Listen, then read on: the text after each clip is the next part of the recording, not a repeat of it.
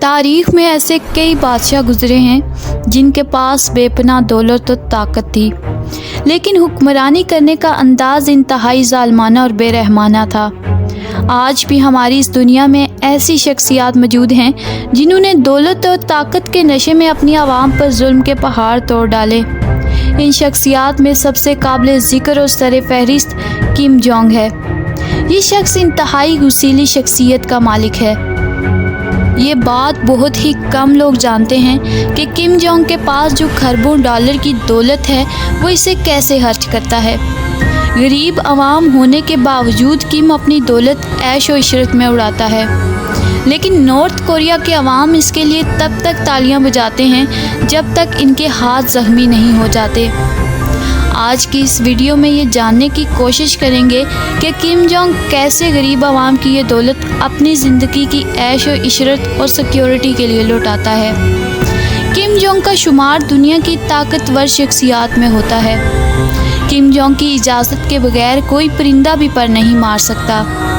North Korea کا شمار غریب ممالک میں ہوتا ہے کیونکہ 1 کروڑ سے زیادہ آبادی پر مشتمل اس عوام کو 2 وقت کی روٹی بھی میسر نہیں ہے۔ اس کی بڑی وجہ یہ ہے کہ ٹیکس کی بڑی رقم کورین ڈکٹیٹر کی عیاشیوں پر خرچ ہو جاتی ہے۔ نارتھ کوریا میں آپ اپنی مرضی سے بال بھی نہیں کٹوا سکتے۔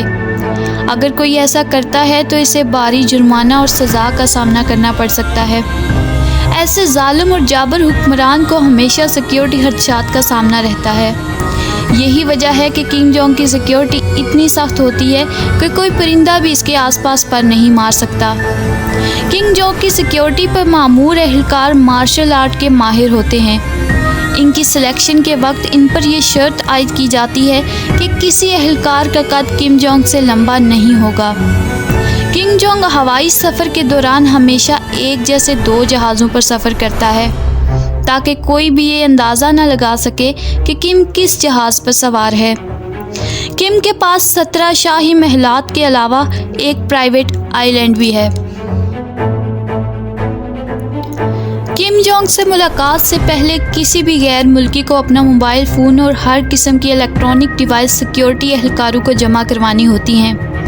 کم جونگ کے پاس دنیا کی مہنگی اور محفوظ ترین لگژری مرسڈیز موجود ہیں۔ ویسے تو دنیا کی زیادہ تر لیڈر مرسڈیز ہی استعمال کرتے ہیں، لیکن جہاں تک کم جونگ کا تعلق ہے اس کے پاس دنیا کی مہنگی ترین مرسڈیز ہے جو نہ صرف بلٹ پروف ہے بلکہ گرینائٹ پروف بھی ہے۔ ایک غریب ملک کے لیڈر کے پاس اتنی مہنگی گاڑیوں کا ہونا یقیناً حیرت انگیز ہے۔ اس کے علاوہ کم کے پاس 100 سے زیادہ یورپین کارز بھی ہیں جو اس کے گیراج میں کھڑی رہتی ہیں۔ کم کو فرینچ سگریٹ پسند ہے جس کی قیمت $165 سے بھی زائد ہے۔ نارتھ کوریا کو بیرونی پابندیوں کا سامنا ہے جس کی وجہ سے نہ ہی اپنی پروڈکٹس کو بیچ سکتا ہے اور نہ ہی بیرونی پروڈکٹس کو منگوا سکتا ہے۔ لیکن عالمی طاقتیں اس وقت حیران رہ گئیں جب انہوں نے کوریا کے سمندر میں ایک برٹش لگژری یارڈ کو دیکھا۔ اس یارڈ کی بنا کسٹم ڈیوٹی قیمت 87 لاکھ سے بھی زیادہ ہے، مگر کم نے اس یارڈ کو سیکرٹ طریقوں سے اسمگل کر کے منگوا لیا۔ کم شراب کا شیدائی ہے۔ ہر سال 200 کروڑ کی برانڈڈ شراب کوریا میں منگوائی جاتی ہے۔ کم شراب کا اتنا شوقین ہے کہ بیک وقت شراب کی 2 بوتلیں تک پی جاتا ہے۔ ایک غریب ملک کا اتنا عیاش لیڈر ہونا یقیناً افسوسناک ہے۔